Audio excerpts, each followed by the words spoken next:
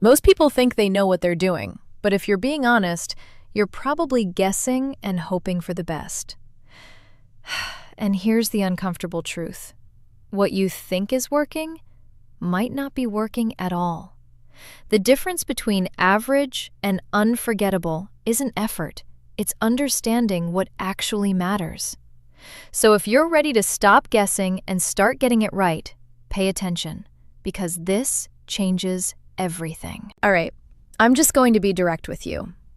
If your entire approach to pleasuring a woman orally is just moving your tongue around, maybe tracing letters or randomly switching things up, there's a good chance she's not actually reaching the finish line. That might be hard to hear, but if you're paying attention to this, it means you care enough to improve, and that matters. So let's break this down properly. I'm going to walk you through what really makes the difference, the part most people rush past, how rhythm actually works, how to tell when it's too much for her, and the subtle mistakes that can ruin everything without you even noticing. Before anything else, remember this. If you have to ask her whether she got there, she didn't. When it truly happens, it's obvious. You feel it, she feels it, there's no confusion. That's the standard. Now, here's where most guys go wrong. They skip the build-up. I get it. Things are exciting, there's momentum, and you want to jump straight to the main point. But going straight for the most sensitive area, like flipping a switch, doesn't work. Her body isn't ready that quickly, not physically or mentally. Her entire system needs time to wake up. Arousal isn't instant. It builds. Blood flow needs to shift. Sensitivity needs to increase. And that only happens when you slow down and let things develop naturally. So what does that actually look like? It means taking your time. Let your hands explore her thighs instead of rushing past them. Kiss along her hips. Pay attention to her neck. Move without a strict goal. This isn't just something you do to get to the main event. This is the experience. One powerful thing you can do is create anticipation. Get close without immediately making contact. Let her feel your presence, your breath, even through fabric. That tension builds excitement in a way that direct touch alone can't. It signals to her body that something is about to happen, and that's when everything starts responding. Blood flow increases, sensitivity rises, and her body becomes ready to actually feel pleasure deeply. Without that buildup, her body just isn't in the right state, and if the arousal isn't there, the result won't be either. It's that simple. Now let's talk about rhythm, because this is where a lot of people get it wrong. Many treat it like they need to constantly change things up, switching patterns, speeds, and pressure to keep it interesting. But that's not what works here. Consistency matters more than variety, especially as she gets closer. Once you find something she's clearly responding to, and you'll notice it in her breathing, her sounds, the way her body moves toward you, you don't abandon that. You stay with it. That steady, repeated sensation is what builds intensity. Breaking that rhythm too often resets everything and makes it harder for her to get where she's going. So instead of trying to impress with constant changes, focus on paying attention, staying present, and sticking with what works. That's what actually makes the difference. And once you find something that's working, you don't switch it up. It doesn't matter if you start to feel tired or bored. That steady, repeated motion is exactly what allows her body to build enough intensity to reach that peak. That's just how it's wired. The moment you change things when she's close, you risk breaking that momentum completely. And the truth is, she probably won't tell you. That shift just quietly fades away.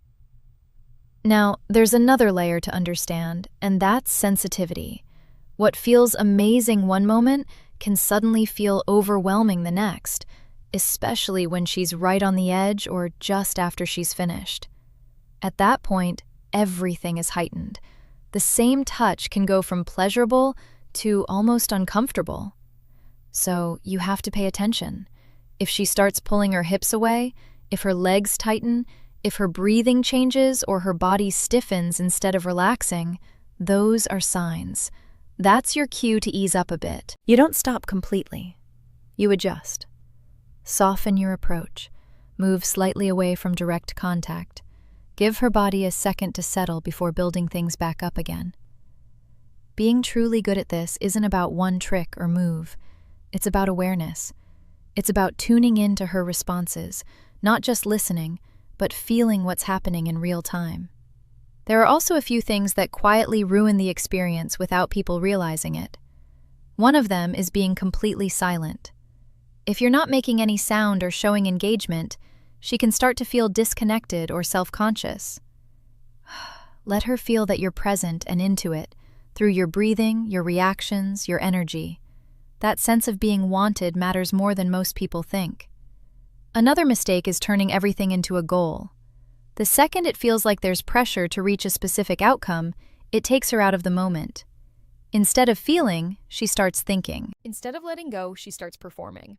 And that shift makes it much harder for anything real to happen.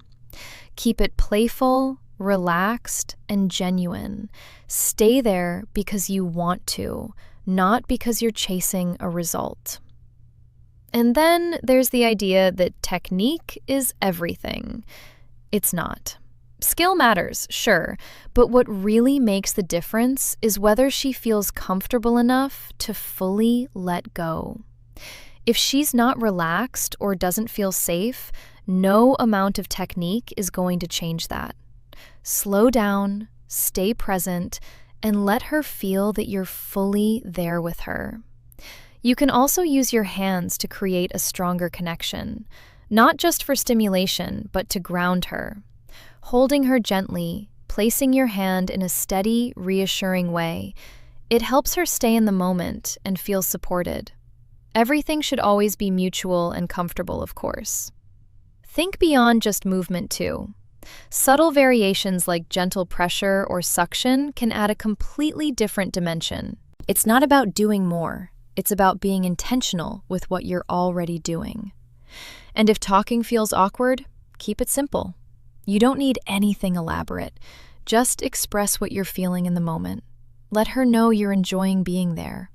That authenticity alone can shift the entire experience. At the end of the day, it's not about adding more tricks or trying to be impressive. It's about slowing down, staying consistent, and being fully present.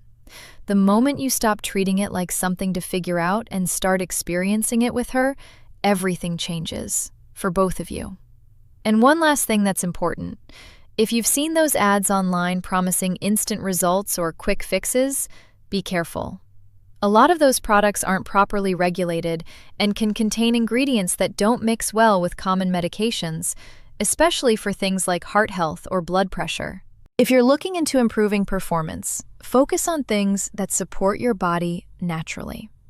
Ingredients that help circulation and overall health can make a real difference over time. But always do your own research and be mindful of what you're putting into your system. You deserve something safe and reliable, not random solutions from flashy ads. That's all for now. It's not about tricks, speed, or trying to impress. It's about presence, patience, and truly paying attention. When you slow down, stay consistent, and connect with what she's feeling, everything shifts naturally. The real difference comes from understanding her body, not rushing it. When she feels safe, desired, and fully in the moment, that's when the experience becomes unforgettable for both of you.